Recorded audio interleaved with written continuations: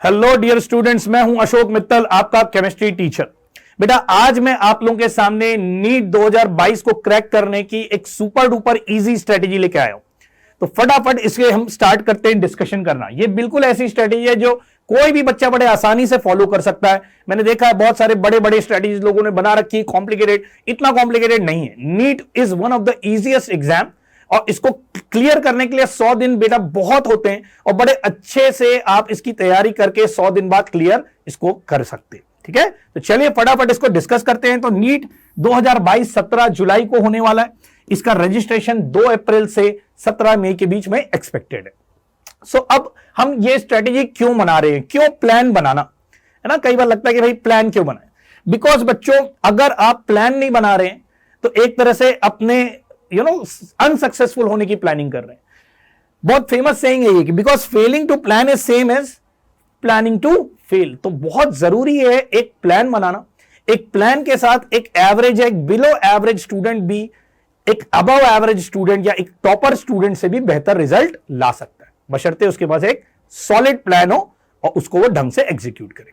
तो मैं बच्चों आपको 3 स्टेप में ये प्लान बताऊंगा। स्टेप नंबर 1, पहले तो हम अपने 24 घंटे के रूटीन को देखें कि भाई कितना देर हम क्या करते हैं। तो बेसिकली आपको पता है कि आप 8 घंटा की नींद आपको चाहिए, इससे ज्यादा छोटे करने की जरूरत नहीं, फालतू टेंशन लेने की जरूरत नहीं। आपको क्लियरली बता रहा हूं, एक इजी स्ट्रेटेजी है जिसमें बड़े आराम से एग्जाम क्लियर होगा। स्ट्रेस लेने से रेदर आपका ज्यादा तकलीफ में जाओगे आप। तो बिल्कुल इजी फॉलो करिए। इसी को आप ज्यादा ये कर सकते हैं कि 6 घंटे और 2 घंटे के 2 पार्ट में तोड़ सकते हैं। रात के टाइम पे 6 घंटे की एक प्रॉपर स्लीप लीजिए। मैं रिकमेंड करूंगा रात को 1 बजे से सुबह 7 बजे की तक सोइए और 2 घंटा दोपहर में या शाम को आप 6 से 8 के बीच सो जाइए या 7 से 9 सो जाइए, सो दैट रात के टाइम आपको दोबारा फ्रेश हो जाओ आप पढ़ाई के लिए।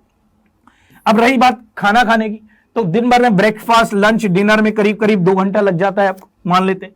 डेली और मिसलेनियस एक्टिविटीज में भी अगेन 2 घंटा लग जाता है। तो कुल मिला के 8, 2, 10 और 2, 12। स्टिल इसके बाद 12 आवर्स आपके पास बचते हैं पढ़ाई करने के लिए।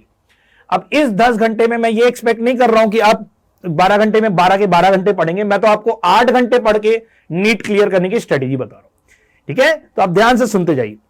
अब स्टेप 2 में स्टडी प्लान। हमारी प्लानिंग क्या है?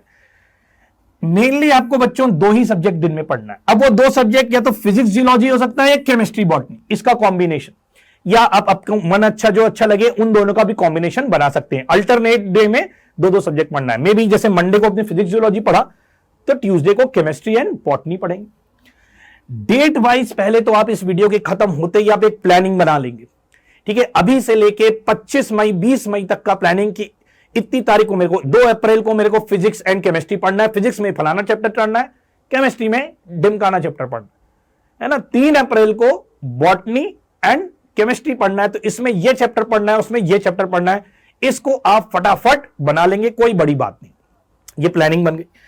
अब इसके बाद जब आप प्लानिंग बनाएंगे तो आप देखेंगे कि 20 मई के आसपास आपका सारा का सारा सिलेबस खत्म हो जाएगा। बिकॉज देयर आर रफली 195 चैप्टर्स और 50 दिन में आराम से कंप्लीट हो सकते हैं।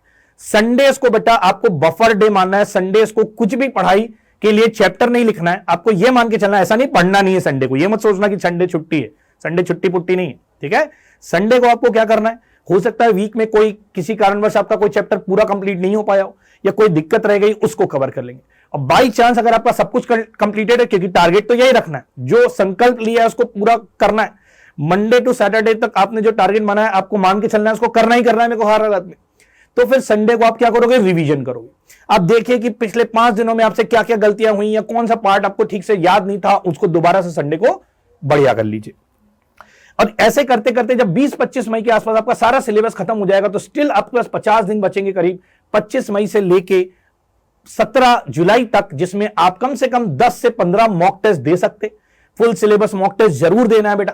ठीक है, मॉक टेस्ट एटलीस्ट आपको बताऊं गिरा पड़ा भी 5 mock test examination like condition में जरूर देना है। एग्जामिनेशन लाइक कंडीशन का मतलब वो प्रॉपर हार्ड कॉपी लेना है, कंप्यूटर या मोबाइल पे नहीं देना है। हार्ड कॉपी पेपर का लेना है, प्रॉपर हार्ड कॉपी OMR की लानी है। OMR की हार्ड कॉपी में पूरा उसको उसी पैटर्न पे बैठ के ढंग से 2-3 घंटे का पेपर देना। अब अगर आप डेली 2 चैप्टर करते जा रहे हैं हर सब्जेक्ट में, तो आपको अब इसको कैसे स्प्लिट करना है। तो देखिए बच्चों, हम लोग डेली क्या करने वाले, हम लोग कुल मिला के 4 घंटा देने वाले हर सब्जेक्ट को, जिसमें से 2 घंटा हम जिसको देंगे थ्योरी रिवीजन के लिए। जैसे मान लीजिए पहले दिन आपने एटॉमिक स्ट्रक्चर केमिस्ट्री में उठाया, तो 2 घंटा पहले आपको केमिस्ट्री के एटॉमिक स्ट्रक्चर की थ्योरी रिवाइज करनी है। रिवाइज कैसे करनी है? एक आपने बुक उठा ली जिससे भी आप पढ़ते हुए, जो भी आपके नोट्स हैं, क्लास नोट्स हैं या एनसीईआरटी, साइड बाय साइड आपको शॉर्ट नोट्स बनाने, जितने भी फॉर्मूलेज उसमें इन्वॉल्व हैं वो सब आप लिखते जाइए। जो जो मेन पॉइंट्स है वो लिखना है। ऐसा नहीं कि सर मैंने पहले शॉर्ट नोट्स बनाया था मैं तो उसी से पढ़ लूंगा, नहीं, खुद से लिखना है, दोबारा लिखना है, दोबारा लिख चुके हो तो तिबारा लिखना है, बिकॉज ऐसे लिख लिख के ही प्रैक्टिस होती है। दिमाग में बात घुसती तभी है जब आप उसको लिखते हैं। तो मेहनत करनी है। अगर आप लोग को लग रहा है कि मेहनत बिना किए एग्जाम क्लियर होने वाला है तो ऐसा बिल्कुल नहीं होगा, इस गलतफहमी में मत रहना। जितनी ज्यादा मेहनत करेंगे, आपको लगे कि हाँ मैं मेहनत कर रहा हूं, आजकल मैं रोज मेहनत कर रहा हूं, तो आप समझ लीजिए आप अपने एग्जामिनेशन क्लियर करने के ज्यादा पास आ रहे हैं। ठीक है, तो खुद से लिखने, शॉर्ट नोट्स दोबारा बनाने, 2 घंटा थ्योरी रिवाइज करने के बाद 1 घंटा प्रॉब्लम्स प्रैक्टिस करनी, क्वेश्चंस प्रैक्टिस करने। अब ये क्वेश्चंस का सोर्स आप कहीं से भी ले सकते हैं, पीवाईक्यूज कर सकते हैं, एनसीईआरटी एग्जाम्पलर कर सकते हैं, या किसी कोचिंग का स्टडी मटेरियल आपको तो उसको भी यूज कर सकते हैं, या एनसीईआरटी और फिंगर टिप्स एक बुक आती है उसको भी यूज कर सकते हैं। और at least 60 question physics, 60 question chemistry में करने हैं, और इसको टाइम लगा के, घड़ी लगा करना है 1-1 घंटे में। सिमिलरली अगर बॉटनी जूलॉजी कर रहे हैं तो 90 क्वेश्चन आपको इसके अटेम्प्ट करने हैं इन 1 आवर। इस बात को ध्यान रखना है। तो थ्योरी के बाद क्वेश्चन करना बेटा सुपर डुपर इंपॉर्टेंट है। इससे बचते हैं जनरली बच्चे, इससे बचना नहीं है, भागना नहीं है। सक्सेसफुल होना है तो मेहनत करना है। इसके बाद बेटा 1 घंटा आप उसको चेकिंग करेंगे उसकी, कि भाई कौन से क्वेश्चन गलत हुए, कैसे गलत हुए, और उसकी एनालिसिस करेंगे कि क्या गलत हुआ, कैसे गलत हुआ और कैसे इसको ठीक करो। ठीक, तो ये सब करने में आपको एक सब्जेक्ट में देखिए 2 घंटा थ्योरी, 1 घंटा प्रॉब्लम सॉल्विंग, 1 घंटा एनालिसिस, तो 4 घंटा इसमें, 4 घंटा इसमें, टोटल 8 घंटा लगा। 2 घंटा स्टिल आपके पास एक्स्ट्रा है, अगर कंप्लीट नहीं हुआ तो कंप्लीट कर सकते हैं। 10 घंटे में प्रॉपर पढ़ाई हो जाएगी, 10 घंटा काफी होता है। ऐसे करते जाइए 50 दिन तक। 50 दिन में आपके 20 मई के आसपास सिलेबस कंप्लीट हो जाएगा। उसके बाद मॉक टेस्ट दीजिए और आप एकदम वेल प्रिपेयर्ड फील करेंगे अपने आप को फाइनल एग्जाम के लिए। ऑलराइट, तो चलिए, आई होप आपको मेरी स्ट्रेटेजी बढ़िया लगी होगी। एक बिल्कुल simple, short and crisp strategy है, ये आपको सक्सेसफुल जरूर बनाएगी। All the best.